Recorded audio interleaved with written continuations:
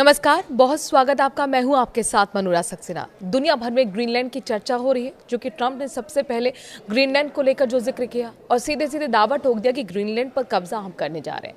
लेकिन इस बीच ट्रंप को ग्रीनलैंड को लेकर रूस का यानी कि पुतिन का बयान सामने आया है और वो नई कीमत ग्रीनलैंड की बता रहे हैं। तो ग्रीनलैंड खरीदने निकले ट्रंप को पुतिन ने बताई है नई कीमत। यूरोप के जख्मों पर भी नमक रगड़ा है। पूरी खबर आपको इस वीडियो में बताते हैं। दुनिया के कूटनीतिक मंच पर ग्रीनलैंड के लिए सौदेबाजी हो रही है। इस बीच विस्तारवादी रहे यूरोप को रूस के राष्ट्रपति पुतिन ने आईना दिखा दिया है और ग्रीनलैंड की कीमत लगाई है। ये कीमत है मात्र 23 अरब रुपए। पुतिन ने तंज कसते हुए कहा कि इतना तो अमेरिका दे ही सकता है। ग्रीनलैंड पर अंतर्राष्ट्रीय कूटनीति में चल रहे घमासान के बीच रूस के राष्ट्रपति व्लादिमीर पुतिन ने यूरोप के जख्म कुरेदना शुरू कर दिया। रूस के राष्ट्रपति ने कहा कि डेनमार्क ने हमेशा ग्रीनलैंड के साथ एक कॉलोनी की तरह व्यवहार किया है और उसके साथ बहुत सख्ती और बेरहमी से पेश आया है। रूस के राष्ट्रपति ने बर्फ से भरे द्वीपों की खरीद बिक्री को कुछ ऐतिहासिक उदाहरण देते हुए ग्रीनलैंड की कीमत लगाई है और कहा है कि आज के समय में इसकी कीमत 200 से 250 मिलियन डॉलर बैठती है। 250 मिलियन डॉलर रुपए में लगभग 23 अरब रुपए होते हैं। ये रकम 1 बिलियन डॉलर से भी कम है। यूक्रेन को लेकर यूरोपियन देशों से लंबे समय से टकराव की मुद्रा में रहे पुतिन ने कहा कि इस आइलैंड की ओनरशिप को लेकर चल रहे विवाद में रूस का कोई लेना देना नहीं है। उन्होंने कहा कि निश्चित रूप से हमसे जुड़ा हुआ नहीं है। मुझे लगता है कि वो इसे आपस में सुलझा लेंगे।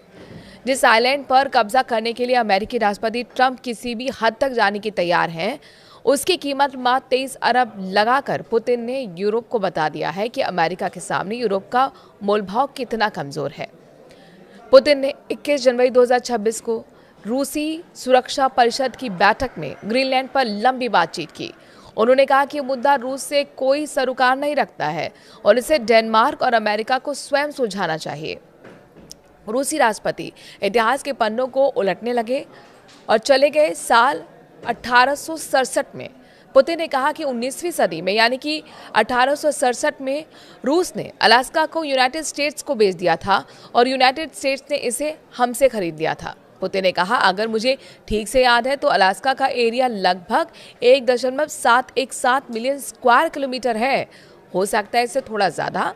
यूनाइटेड स्टेट्स ने अलास्का को हमसे 7.2 मिलियन यूएस डॉलर में खरीदा था। इन सभी दशकों में महंगाई के हिसाब से एडजस्ट करने पर आज की कीमत में ये रकम लगभग 158 मिलियन डॉलर होगी।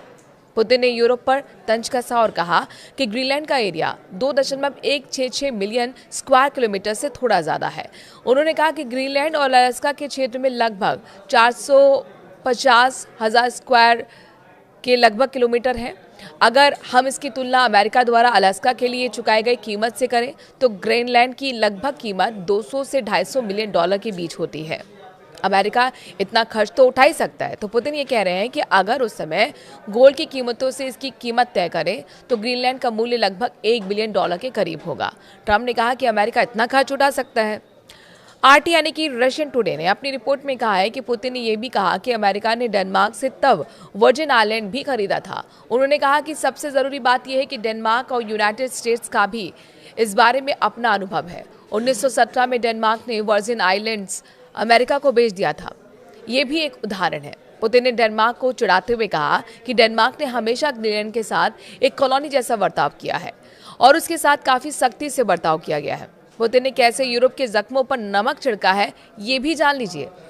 जिस आइलैंड के लिए दुनिया का सर्वोच्च नेता कुछ भी कहने को तैयार है, उसी आइलैंड की कीमत दुनिया के दूसरे सबसे शक्तिशाली नेता ने 23 अरब रुपए लगाकर यूरोप के जख्मों पर नमक रगड़ दिया है।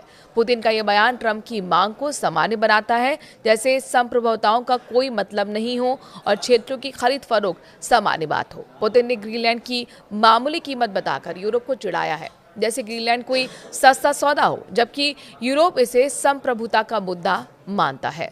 दरअसल पुतिन यूरोप और अमेरिका के झगड़े को इत्मीनान से देख रहे हैं, क्योंकि इसी यूरोप के नेताओं से पिछले 4 सालों से यूक्रेन युद्ध में पुतिन को परेशान कर रखा है।